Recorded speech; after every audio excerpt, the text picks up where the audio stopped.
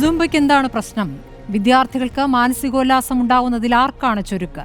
അല്പവസ്ത്രത്തിലുള്ള അഴിഞ്ഞാട്ടമെന്ന് പറയുന്നവരാണ് മുൻപ് സ്റ്റേജിലേക്ക് കയറിയ ഒരു കൊച്ചു പെൺകുട്ടിയെ അപമാനിച്ച് തിരിച്ചിറക്കിയത്.